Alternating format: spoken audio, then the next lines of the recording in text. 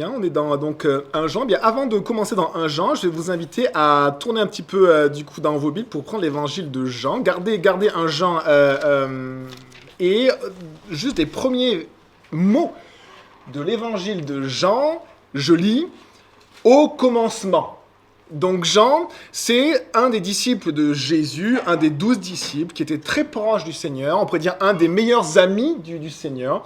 Hein, il avait une grande liberté avec lui, le Seigneur l'avait fait vraiment rentrer dans son cercle intime d'amis. Et cet homme-là va être un des plus grands théologiens de l'ère moderne. Un des plus grands théologiens, c'est Jean. Il va donner vraiment une signification de qui est Jésus, de qui est Dieu, d'une manière extraordinaire. Vraiment. Alors à sa manière, c'est vraiment un théologien. Et il n'est pas forcément universitaire. Il n'a pas un plan très structuré. Il a un plan qui est cyclique, hein, qui est spiralé, c'est-à-dire qu'il prend des thèmes et il les repasse. Il les repasse et il nous permet, c'est très pédagogue de faire ça, c'est-à-dire qu'il nous permet d'approfondir à chaque fois un thème. Il y a encore un autre thème et encore. C'est comme ça qu'il parle Jean. Eh bien, dans son évangile, eh bien, il écrit ceci au commencement. Qu'est-ce qui était au commencement? Et si vous regardez dans son épître, c'est-à-dire sa lettre qu'il a envoyée pour l'Église, qui est un enseignement, eh bien, on lit, premier verset, ce qui était dès le commencement. Et donc on voit que Jean, il a déjà donné un message par son évangile qui va approfondir dans sa lettre. Dans son évangile, hein, il a clairement écrit ces choses, et je vous le lis, hein, le centre de l'évangile de Jean, c'est Jean chapitre 20, verset 31. « Mais ces choses ont été écrites afin que vous croyiez que Jésus est le Christ, le Fils de Dieu, et qu'en croyant, vous ayez la vie en son nom. » Donc, Jean, clairement, il a voulu expliquer, montrer que Jésus n'est pas qu'un homme, qu'il est Dieu incarné. Au commencement était la parole était avec Dieu, la parole était Dieu, et la parole s'est faite chair. Dieu s'est fait chair, il s'est incarné. Jésus n'est pas qu'un homme, il est vraiment un homme puisqu'il est né en tant qu'homme, il est 100% homme, il est 100% Dieu. C'est Dieu qui est venu comme un homme. Et c'était vraiment le message de Jean extrêmement fort, extrêmement puissant, hein, qui a fait vibrer un petit peu l'enfer, Satan et ses démons, hein, parce que c'est la vérité qui est explosive, qui porte vraiment une puissance de vie extraordinaire. Eh bien, voici le message de Jean dans son évangile. Et on pourrait se dire, ben voilà, Jean nous a montré le chemin. Vous connaissez la parole du Seigneur, de Jésus-Christ, il a dit « Je suis le chemin, la vérité et la vie. Nul ne va à Dieu que par moi. » Donc, comment vous pouvez aller à Dieu si vous ne connaissez pas le chemin? Il y en a beaucoup de monde dans notre société, en plus actuellement, où la science a été un peu remise en question avec le Covid, avec la religion aussi a été vraiment remise en question avant ceci. Donc, on a un peu tout remis en question et maintenant, il y a plein de gens qui ont une sorte d'aspiration à Dieu, et du coup, ils recherchent la spiritualité, mais ils n'en connaissent pas le chemin. Et donc, ils testent plein de chemins, à tout azimut, ils sont ballottés ça et là parce qu'ils ne connaissent pas le chemin. Et souvent, ils prennent des mauvais chemins, des chemins qui sont dangereux pour leurs âmes, et qui les emprisonnent, qui les enchaînent, hein, mais ils prennent des chemins. Mais Jean, son message, c'est « Voici le chemin ». Si vous voulez aller à Dieu, voici le chemin. Il y en a un, il n'y en a pas plusieurs, nous en sommes témoins. Jésus. Et on pourrait se dire, ben voilà, on peut s'arrêter là, tout a été dit. Tout a été dit. Eh bien, pour Jean, non, ce n'est que le début. Parce que quand une personne vient à Christ, quand elle met sa confiance en Dieu, eh bien, elle emprunte ce chemin. Et elle découvre une nouvelle vie. La parole de Dieu nous dit que toutes choses sont faites nouvelles pour celui qui croit.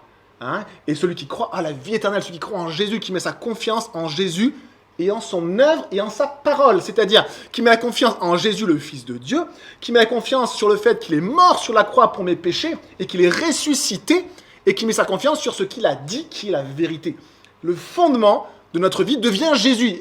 Et du coup, on a une nouvelle vie. Et on pourrait se dire, Amen, merci Seigneur, Alléluia, qui veut dire loué soit le Seigneur, et puis on peut s'arrêter là. Non.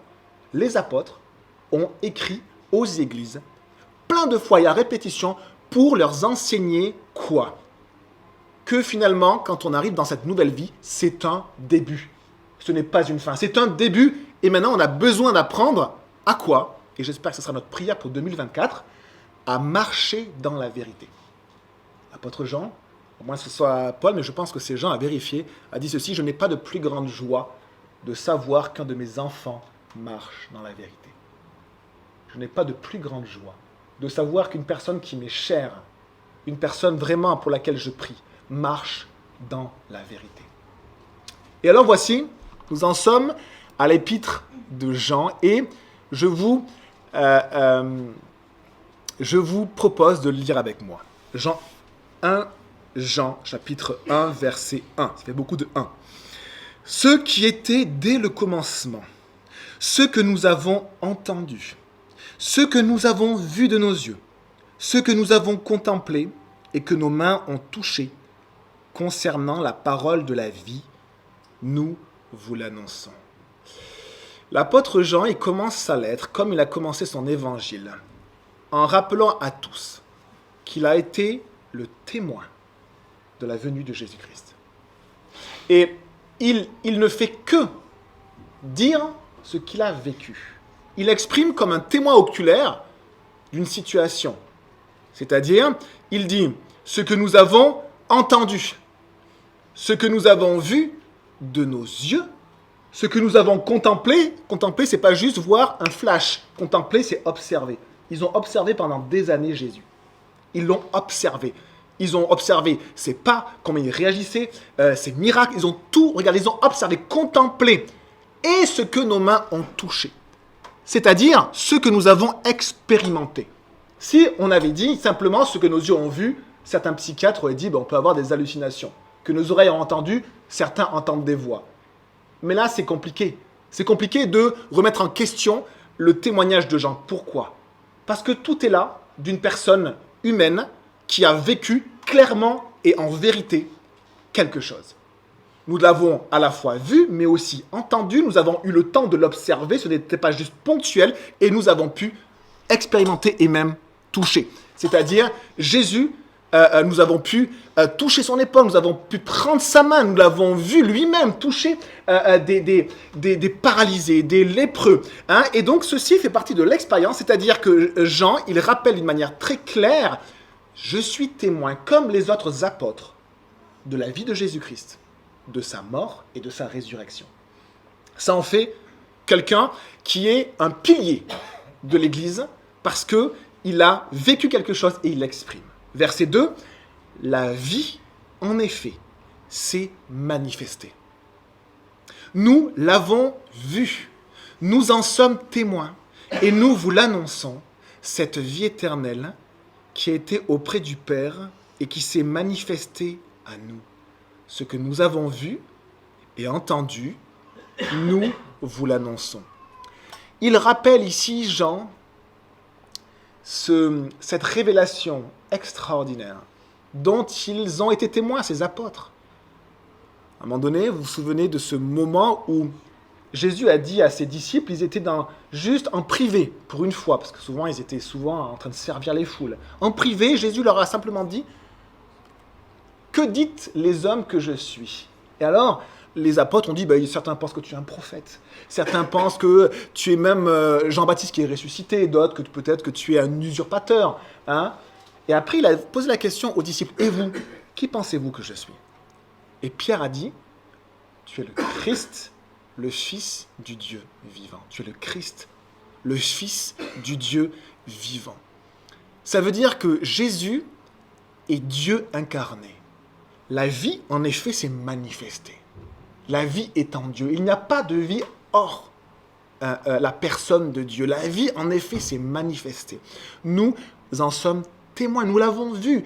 Et nous vous l'annonçons. Et cette vie, c'est une vie qui dure même, qui traverse la mort. Jésus a traversé la mort. C'est le premier-né de la résurrection. C'est celui qui montre un chemin, c'est-à-dire une vie qui va au-delà de la mort, la vie éternelle, qui a été auprès du Père, auprès du Dieu éternel et qui s'est manifesté à nous. Dieu s'est incarné. Et alors, qu'est-ce que dit simplement, en toute simplicité et en toute vérité, Jean, ce que nous avons vu et entendu, nous vous l'annonçons. Et là, il y a vraiment une question de foi. C'est simplement, est-ce que vous croyez en ce que dit cet homme-là, mais aussi en Pierre, mais aussi en Paul, mais aussi en cette ribambelle de témoins qui ont vu Jésus, qui ont écrit à son sujet, tout simplement. Hein ? Ou est-ce qu'on préfère mettre ça un petit peu de côté parce que ça nous dérange ? Ce que nous avons vu et entendu, nous vous l'annonçons. Et regardez ces deux mots. afin que. Hein, on est au verset 3. Ce que nous avons vu et entendu, nous vous l'annonçons, à vous aussi, afin que vous aussi, vous soyez en communion avec nous. Or, c'est avec le Père et avec son Fils Jésus-Christ que nous sommes en communion. Afin que montre le but, le thème même de sa lettre. Hein, il écrit une lettre avec ce but-là. Hein, et il montre aussi dans ce but-là le but même de Dieu. Dieu s'est manifesté, il est venu, il a vécu parmi nous. Pourquoi a-t-il fait ça? Afin que, voici le but de Dieu. On lit ensemble l'objectif de Dieu pour vos vies, pour ma vie, afin que vous aussi, vous soyez en communion avec nous. Ce mot communion, eh bien, il vient de l'adjectif commun, ce qui est en commun. En grec, c'est koinonia. Et de la même manière, koinos, c'est commun, et koinonia, peut le traduire par communion, ce qui est en commun. D'accord? L'anglais va le traduire comme relationship. Hein, ce qu'on a cette relation qu'on peut avoir les uns avec les autres. Hein. Eh bien, ce mot-là, koinonia, ce que l'on a en commun, peut aussi être traduit par quelque chose que l'on va donner. Hein, une contribution volontaire ou une assistance. Par exemple, quand vous avez l'Église qui va faire une collecte pour des chrétiens qui étaient soit persécutés, soit qui étaient dans le besoin, eh bien, l'argent que vont donner l'Église s'appelle une koinonia. C'est-à-dire, on met en commun quelque chose. Et donc, koinonia, qui est traduit aussi par relation, relationship en anglais, hein, eh bien, en fait, c'est tout ce que l'on peut mettre en commun. C'est-à-dire, on pourrait traduire ça par connexion. Vous êtes maintenant en connexion avec nous, dit l'apôtre Jean, c'est-à-dire vous avez des choses en commun. Qu'est-ce qu'on peut mettre en commun? On peut mettre en commun du matériel, mais aussi du temps, mais aussi des paroles, des services, mettre en commun quelque chose. On est connectés les uns aux autres. La koinonia. Eh bien, la koinonia, la communion, c'est un des piliers de l'Église. Si vous posez la question, je peux vous la poser à vous aussi, qu'est-ce qui est le plus important et qu'est-ce qui pour vous est le plus important dans votre vie? Peut-être que vous allez me répondre ma voiture, ma maison, je ne sais pas, mais si on réfléchit souvent, moi je dis ma famille, puis mes amis. D'accord? Si je suis riche et que je me retrouve seul, je suis le plus malheureux des hommes. Et les hommes, même incroyants, réalisent que ce qui a plus de valeur, ce sont les relations en fait. Les vraies relations que l'on va tisser, c'est ce qui a le plus de valeur. Si je suis tout seul, c'est là où on voit à quel point Dieu a créé l'homme comme étant un être relationnel. Et ce qui est intéressant, quand on s'approche un petit peu de Dieu et qu'on essaie de s'intéresser à qui il est, c'est que Dieu est un Dieu trois. Qu'est-ce que ça veut dire? Ça veut dire que Dieu, c'est un seul Dieu en trois personnes, Père, Fils et Esprit Saint. Et que Dieu, c'est un être relationnel. C'est un être qui a, de toute éternité, une relation parfaite entre ces trois personnes divines, le Père, le Fils et l'Esprit Saint. Et ce Dieu trois, eh bien, a créé un homme qui est profondément relationnel. L'être humain est profondément relationnel. Eh bien, la koinonia nous parle aussi de ça. Elle nous parle justement de cet aspect très important et qui est l'aspect de la communion, mettre en commun la relation, la connexion. Et Jean commence ceci, il dit ceci, afin que, on se souvient, c'est le but de Dieu. Le but de Dieu, c'est que quoi? Nous soyons en communion avec Jean. C'est bizarre de dire ça. Mais Jean, il dit nous, c'est-à-dire donc les apôtres.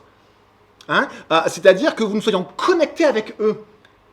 Or, rajoute Jean, c'est avec le Père et avec son Fils Jésus-Christ que nous sommes en communion.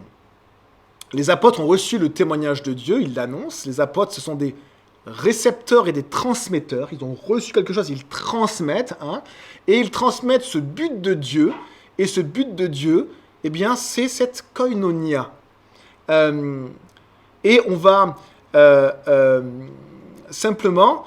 Jean, il va il va creuser ce thème d'une manière étonnante et il nous apporte du coup un but qui est séparé en deux parties, à la fois la communion avec nous, Jean est dit, c'est-à-dire avec les frères et sœurs, ceux qui sont croyants, et à la fois, or notre communion c'est avec le Père et avec son Fils Jésus, et à la fois une connexion avec Dieu. Jean est en train d'ici d'expliquer quelque chose de très très important, que certains théologiens ont appelé la communion horizontale et la communion verticale. Regardez ce que je suis en train de dessiner là. La communion, c'est-à-dire la relation entre les frères et sœurs, entre les croyants, et la communion entre nous et Dieu. Je suis en train de dessiner une croix. La croix, c'est simplement deux morceaux de bois, soit en T, soit en croix comme ça. Il y a un morceau de bois qui est vertical et un morceau de bois qui est horizontal.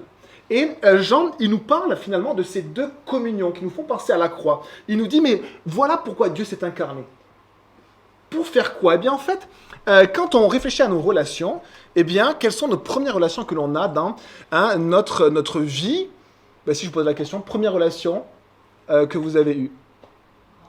Parents, frères et sœurs. Et en fait, un bébé, quand il naît, même on pense qu'un bébé, il ne vit pas juste à sa naissance, il est créé lors de sa conception, et bien dans le ventre de sa maman, le bébé, en fait, il est en relation avec sa mère. Il naît, il est en relation avec sa mère, et après, il apprend à connaître son père. Et s'il a des frères et sœurs, ses frères et sœurs. Et après, il a une sphère de relations qui va s'agrandir au fil du temps, des copains, des copines, et puis on grandit, on a les voisins, on a les collègues, et on a des sphères comme ça de relations.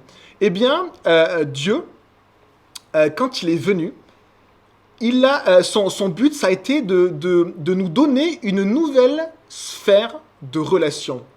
Et cette nouvelle sphère de relations, il a nommé l'Église. C'est-à-dire les personnes que Dieu a appelées pour les sortir d'un monde sans Dieu. L'Église, c'est ceux qui sont sortis d'un monde sans Dieu.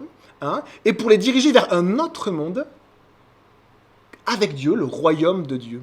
Et pour les diriger vers ce monde-là qu'il a instauré quand Jésus est venu une première fois et qu'il l'établira entièrement quand Jésus reviendra une deuxième fois. Eh bien, l'Église, c'est l'œuvre de Dieu sur la terre pour préparer le ciel. C'est l'œuvre de Dieu. Et c'est une sphère de koinonia, de relation. Et c'est comme ça que Jean, dans toute son intelligence théologique, eh bien, c'est ce que Jean pointe du doigt. Jésus s'est fait chair, Jésus est venu sur la terre pour justement que vous soyez en communion les uns avec les autres. Et notre communion est avec le Père et son Fils, Jésus-Christ. Et on regarde le verset suivant. On va voir, au verset suivant, vous pouvez prendre ceci.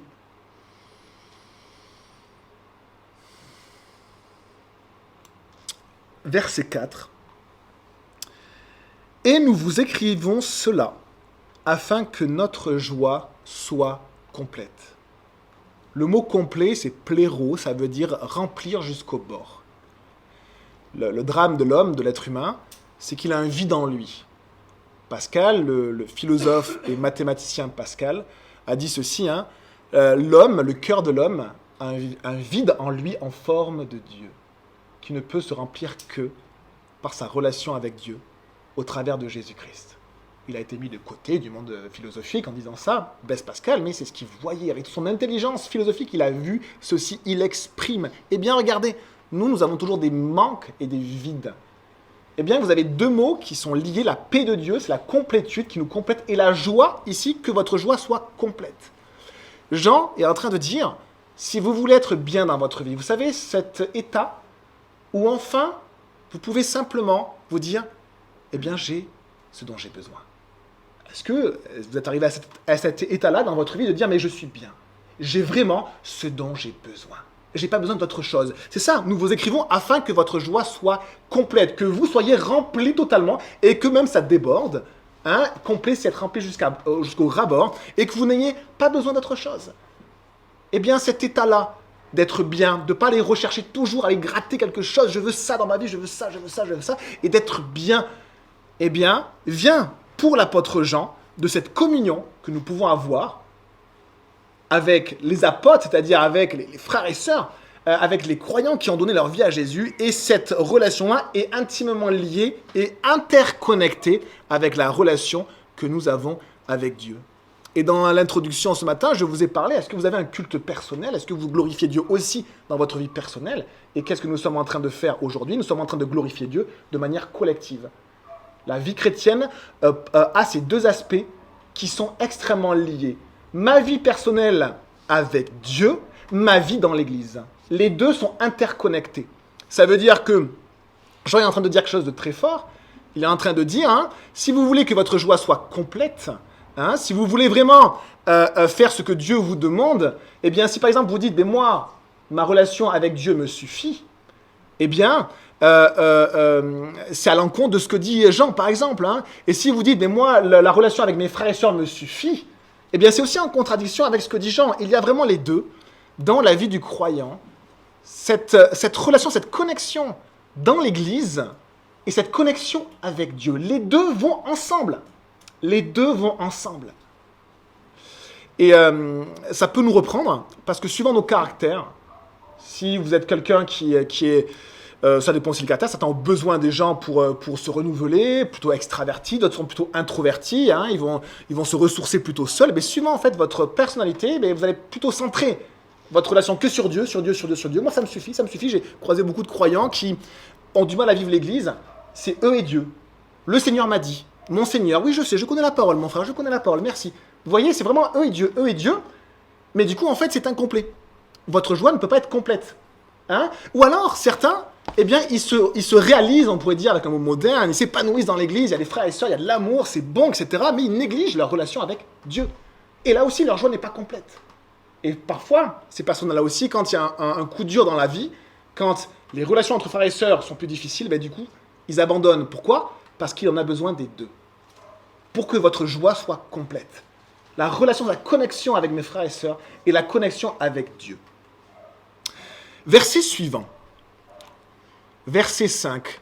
Voici le message que nous avons entendu de lui et que nous vous annonçons. Dieu est lumière et il n'y a pas de ténèbres en lui. Jean nous a parlé du but de Dieu. Le but de Dieu, c'est que nous soyons à la fois en connexion avec l'Église et à la fois que nous soyons en connexion avec Dieu. Les deux sont interliés.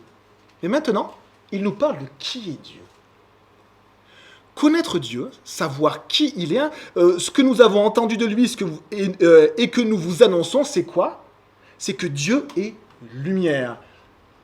Savoir qui est Dieu est d'une importance capitale et va avoir un grand impact sur notre Église, mais sur nous aussi personnellement. Il y a toujours les deux. L'Église, nous personnellement. Les deux sont interconnectés, mais les deux existent. Et voici un caractère que Jean va nous dévoiler. Dieu est lumière. Est-ce que vous savez, est-ce que vous avez creusé ce trait de caractère intrinsèque à la nature divine? Dieu est lumière. Cela fait partie de la nature de Dieu. Et la lumière implique tellement de choses. S'il y a la lumière, ça veut dire qu'il n'y a pas de ténèbres.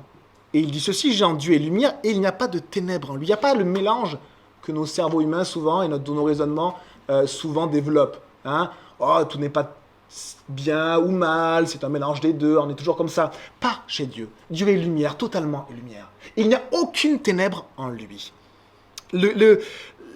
Connaître un peu la nature de Dieu a beaucoup d'implications. Ça implique de savoir un peu qui il est, mais aussi ce qu'il n'est pas. Dieu n'est pas un voleur. Dieu n'est pas un menteur. Parce qu'il est lumière, il n'y a aucune ténèbre en lui. Dieu n'est pas immoral. En Dieu, il n'y a pas de convoitise. En Dieu, il n'y a pas d'orgueil. Il n'y a pas de mépris. Il n'y a pas ces comparaisons. Il n'y a pas cette méchanceté. Il n'y a pas de duplicité. Montrer quelque chose et finalement avoir autre chose dans le cœur. Dieu est lumière. Il n'y a pas de ténèbres en lui. Mais connaître Dieu a des implications importantes aussi sur moi. Si Dieu est lumière et qu'il éclaire les ténèbres, quand j'ai emprunté ce chemin qui est Jésus pour aller jusqu'à Dieu, eh bien j'ai été en contact avec ce Dieu de lumière. Et donc, qu'est-ce que Dieu a fait? Il m'a éclairé. Et il a éclairé quoi? Eh bien tout ce qui est ténèbres en moi. Verset 6, si nous disons que nous sommes en communion avec lui, en connexion avec lui, tout en marchant dans les ténèbres, nous mentons. Et nous ne mettons pas la vérité en pratique. Un des rôles des apôtres, ça n'a pas été d'être que des bénis oui-oui. Oh, le Seigneur est bon, on ressent sa présence. Oh, merci Seigneur. Ça a été de dire la vérité. Et la vérité, vous savez, parfois elle est dure. Et les apôtres ont souvent ces deux caractéristiques extraordinaires. Une grâce magnifique qui vient de Dieu, mais aussi la puissance de la vérité qui nous impacte des fois violemment. Et cette vérité-là nous dit quoi? Si moi, Bruno, je dis que je suis en communion, en connexion avec Dieu, mais que je marche dans les ténèbres, je suis un menteur. Je ne mets pas la vérité en pratique. Ici, Jean est en train de nous dire ceci. Vous avez été mis à part, vous avez été appelé, choisi, et pour être transporté dans le royaume de Jésus-Christ. Vous avez été connecté à Dieu par Jésus, mais cette connexion-là peut être interrompue. La connexion que vous avez avec Dieu peut être interrompue si nous marchons dans les ténèbres. Qu'est-ce que les ténèbres? C'est le contraire de la vérité. Qu'est-ce que la vérité?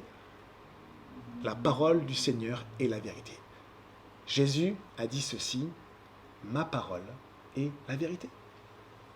Et vous connaîtrez la vérité, et cette vérité vous affranchira, vous rendra libre. La parole de Dieu est la vérité. Ce point-là, c'est le carrefour de votre vie. Si vous croyez que la vérité est la parole de Dieu, vous allez prendre un chemin qui sera différent de tous les autres. Si vous ne croyez pas que la parole de Dieu est la vérité, eh bien vous prendrez 1000 autres chemins. 1000 autres chemins. C'est le carrefour de votre vie. Jésus a dit, ma parole est la vérité. Lui-même a dit, je suis la vérité. Si nous disons que nous sommes en communion, en connexion avec Dieu, tout en marchant dans les ténèbres, nous mentons. Et nous ne mettons pas la vérité en pratique. Je vous encourage vraiment dans cette lettre de 1 Jean, de la repasser dans vos cœurs, à la maison, de la relire. Les écrits de Jean, c'est comme une tisane que l'on sirote. Ce n'est pas quelque chose que l'on va manger une seule fois. C'est quelque chose que l'on sirote. On a besoin d'avoir le goût, on a besoin, vous savez, c'est un peu, je ne sais pas si vous avez déjà dégusté du vin. Eh bien, quand on déguste du vin, vous avez la coupe, souvent particulière, on met le vin, on va regarder la couleur. On va même touiller le vin pour voir sa composition. On va sentir. Et regardez ce que Jean a dit, ce que nous avons vu, entendu, touché. C'est-à-dire, en fait, il expérimente réellement qui est Jésus. Est-ce que vous expérimentez vraiment ce que la parole de Dieu vous dit? Cette expérimentation qui n'est pas juste ponctuelle. Et ensuite, après juste avoir senti, eh bien, on va mettre en bouche et on ne va pas de suite s'abreuver, avaler ce breuvage pour le goût. On va mettre en bouche, on va attendre que vraiment ça se propage pour avoir à la fois une partie du goût, à la fois une partie de l'odorat, et enfin on s'abreuve. Eh bien, la parole de Dieu, c'est comme déguster du vin ou siroter une tisane. On aime des fois avoir une boisson chaude et d'avoir continuellement ce goût chaud qui est bon, continuellement. La parole de Dieu, c'est cela, les amis. C'est quelque chose qu'on a besoin d'aller voir, de relire là. Et le Saint-Esprit agit en nous, il nous montre vraiment une profondeur. C'est la vérité qui nous touche, qui nous percute et qui nous amène à marcher dans la vérité. Connaître Jésus ne suffit pas. Vous avez besoin de marcher dans la vérité. Je n'ai pas de plus grande joie de savoir qu'un de mes enfants marche dans la vérité, a dit l'apôtre. Et alors, si nous disons que nous sommes en communion avec lui, tout en marchant dans les ténèbres, nous mentons et nous ne mettons pas la vérité en pratique. Verset 7. Mais si nous marchons dans la lumière, tout comme Dieu lui-même est dans la lumière, nous sommes, et regardez cette phrase extraordinaire, nous sommes en communion les uns avec les autres, et le sang de Jésus-Christ, son Fils, nous purifie de tout péché. L'enseignement de Dieu pour vos vies ne concerne pas que vous, mais concerne aussi vos frères et sœurs et le lien que vous avez avec vos frères et sœurs. L'œuvre de Dieu, c'est une œuvre à la fois pour vos vies connectées avec les vies de vos frères et sœurs. Les deux vont toujours ensemble. Et Jean l'exprime comme étant le but de Dieu pour nous. Si nous marchons dans la lumière, tout comme Dieu lui-même est dans la lumière, alors nous sommes en connexion les uns avec les autres. Ça s'appelle l'Église. Et le sang de Jésus-Christ, son Fils, nous purifie de tout péché. Pour vivre ce que Jean nous propose, c'est vraiment Dieu qui nous le propose, exprimé dans la bouche de Jean, pour vivre ce que Dieu nous propose, nous avons besoin du sang de Jésus-Christ. Et nous avons besoin du sang de Jésus-Christ depuis que nous nous sommes convertis. Nous avons donné notre vie à Jésus-Christ, nous avons vraiment fait ce pas, on a été dans notre vie, puis hop, on a voulu suivre Jésus-Christ, devenir disciple de Jésus, mais pas que ce jour-là, tous les jours de notre vie. J'ai besoin du sang de Jésus tous les jours de ma vie, ça va être ce que va développer Jean. Pourquoi ? Parce que je suis un sacré pécheur. Et c'est collé à ma peau, collé à ce que je suis moi. Nous avons un problème, c'est que nous sommes pécheurs. C'est pour ça que Jésus est venu et qu'il est mort sur la croix. Si nous étions purs, Jésus ne serait pas venu. Mais nous sommes pécheurs et nous sommes marqués par ce péché. Nous avons cette tendance à agir en contradiction avec la loi de Dieu, avec la vérité. Nous avons tendance à nous rebeller contre ce que Dieu dit, à nous mettre au centre, à mettre notre confiance sur ce que nous pensons, sur nos perceptions, et pas sur en Jésus-Christ ni en sa parole. C'est notre tendance de pécher. Mais l'apôtre nous donne la solution, c'est pas une solution, la solution, le sang de Jésus-Christ nous purifie de tout péché.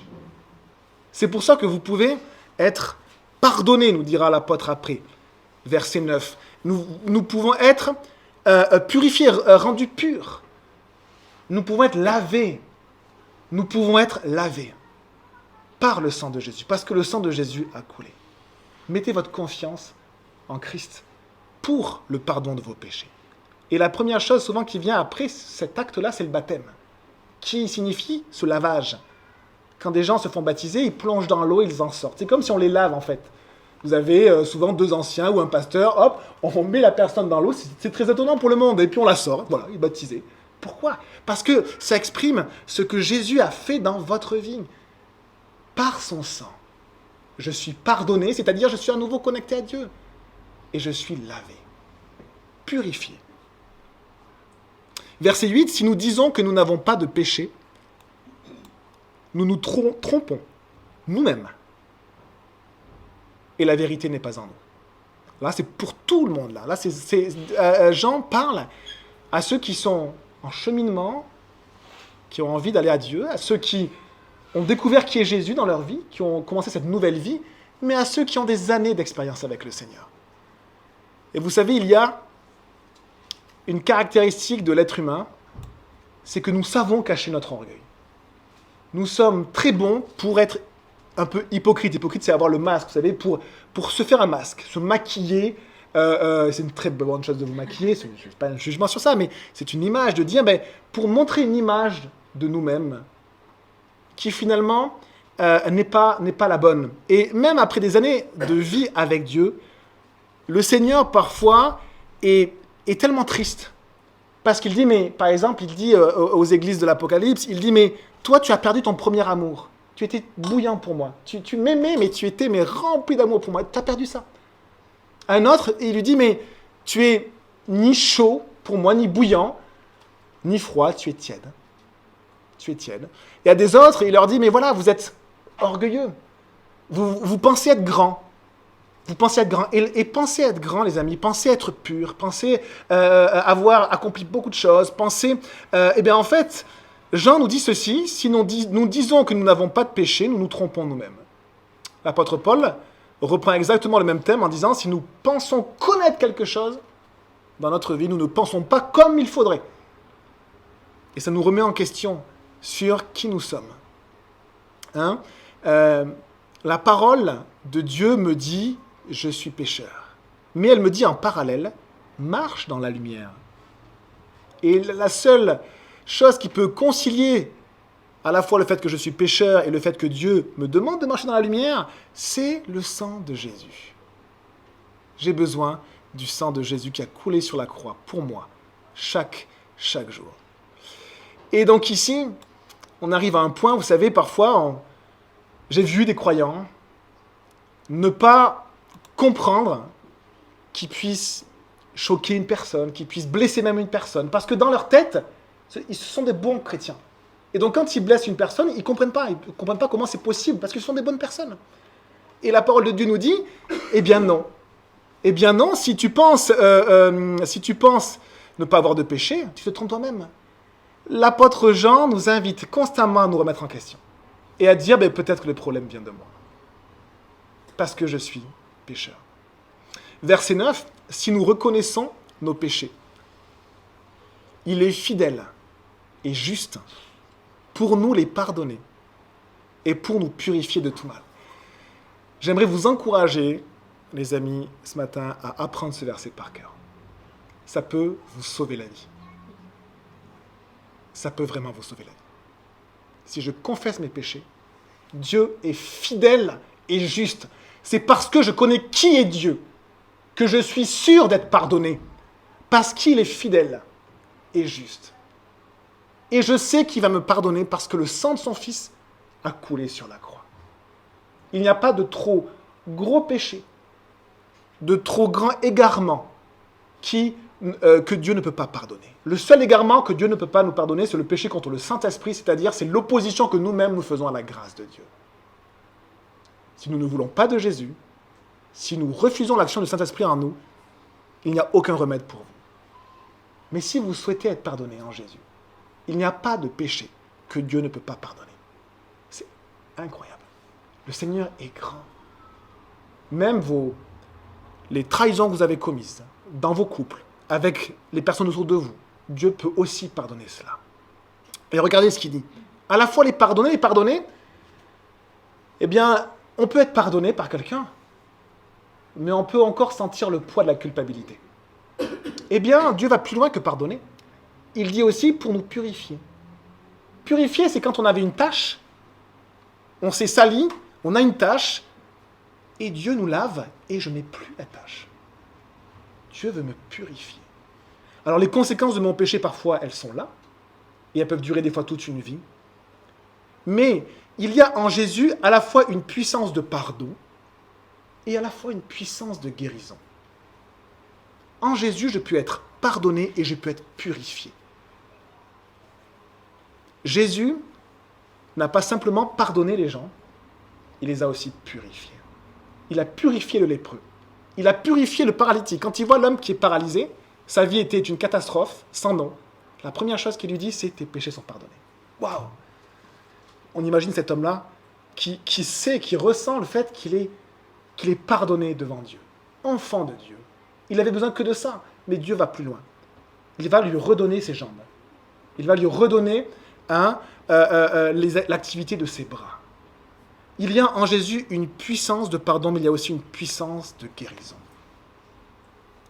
Dans mes relations, dans mon cœur, en Jésus. Parfois, ça prend du temps. Mais l'œuvre de Dieu, elle est immense. Elle est immense. La puissance qui est en Christ, qui est dans la croix. N'oubliez pas la croix. La puissance qui est dans la croix, n'oubliez pas la croix. Connexion avec mes frères et sœurs. Et connexion avec Dieu. C'est aussi au travers de ça que Dieu agit. Dieu, il fait une œuvre de guérison en nous, de purification, de sanctification, nous dit la parole de Dieu, c'est-à-dire de nous transformer petit à petit pour qu'on puisse ressembler à ce que Jésus veut, à ce que Dieu veut. Eh bien, elle se produit dans ma relation que j'ai avec Dieu et dans ma relation que j'ai avec mes frères et sœurs. Si je suis seul avec Dieu, l'œuvre est complètement incomplète. Si je suis que seul avec mes frères et sœurs, l'œuvre est incomplète. Mais si je crois vraiment que c'est par la croix de Jésus-Christ que je suis pardonné et purifié, alors je pense à la croix. Je pense à la croix et je réalise ces deux connexions qui vont me faire grandir, m'amener à marcher dans la lumière. Marcher dans la lumière. Marcher fondé sur la vérité. Puissance de pardon, puissance de guérison. Verset 10, si nous disons, et on finit avec ça, je voulais faire toute la lettre, mais je me suis dit, on va peut-être faire que le chapitre 1. Mais on peut continuer, hein. Si vous tombez de fatigue, je m'arrêterai. Si nous disons que nous n'avons pas péché, nous faisons de Dieu un menteur. Et sa parole n'est pas en nous. Que tous ceux qui ont peu d'expérience avec le Seigneur disent Amen. Amen. Amen, je suis pécheur. Ça fait des années que je connais le Seigneur et je suis pécheur. En fait, Dieu n'a pas amélioré ma nature pécheresse. Il a fait de moi un enfant de Dieu. Et il transforme ma nouvelle nature, cette nature qui a pris vie par le Saint-Esprit. Mais l'ancienne nature, elle est vouée au péché. C'est la nature qui m'énerve tout le temps, qui revient tout le temps. Je suis pécheur. Si nous disons que nous n'avons pas péché, nous faisons de Dieu un menteur et sa parole n'est pas en nous. Un pasteur ou des pasteurs ont répété ceci, je suis un pécheur sauvé par grâce. Et je ne mérite absolument rien. Et c'est peut-être d'ailleurs pour ça que Dieu est venu me chercher. Parce que justement, je ne méritais absolument rien. Je suis un pécheur, mais le sang de Jésus-Christ me purifie de tout péché. Si nous disons que nous n'avons pas péché, nous faisons de Dieu un menteur et sa parole n'est pas en nous. Nous avons ici une connexion également, c'est la manière, et je finis avec ça, dont l'apôtre Jean enseigne de manière cyclique. C'est qu'on est parti de Jésus incarné, et puis on est allé sur les deux communions, les deux relations, et puis qui sont liées avec la vérité, et puis avec la lumière. Puis là, on revient sur la parole de Dieu. Tout est lié. Et Jean nous montre ceci. Toutes ces connexions qu'il y a. Et on a besoin de marcher au travers la parole de Dieu. C'est-à-dire, les apôtres ont clairement dit que ceci, la Bible, l'Ancien Testament et le Nouveau Testament, c'est cette vérité qui peut nous faire grandir. C'est la parole de Dieu. Mais il nous dit aussi, si nous sommes orgueilleux, si nous vivons dans le péché, dans ce qui est contraire à ce que Dieu dit, eh bien, en fait, nous allons être coupés de cette lumière-là, nous allons être coupés de la connexion. Et puis si nous avons une belle vie et que nous disons, moi je suis bien, eh bien Dieu nous dit, peut-être que tu es en train de dire que Dieu est un menteur. Parce que nous sommes pécheurs sauvés par grâce. Je vous lis ce psaume 121 pour conclure et après on va prier. Psaume 121, vous pouvez d'ailleurs le prendre, donc psaume, c'est au milieu de la Bible. Psaume 121.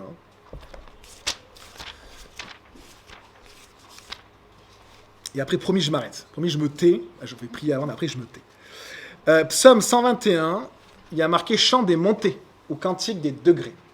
C'est les cantiques, la parole de Dieu que l'on récitait quand le peuple juif montait les marches qu'il a menées au temple.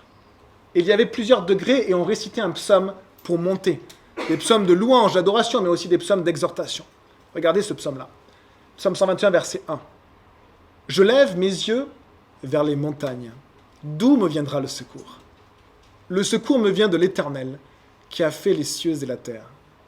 Il ne permettra pas que ton pied chancelle. Celui qui te garde ne sommeillera pas.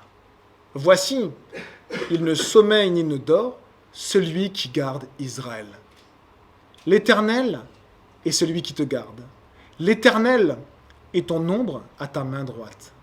Pendant le jour, le soleil ne te frappera pas, ni la lune pendant la nuit. L'Éternel te gardera de tout mal. Il gardera ton âme.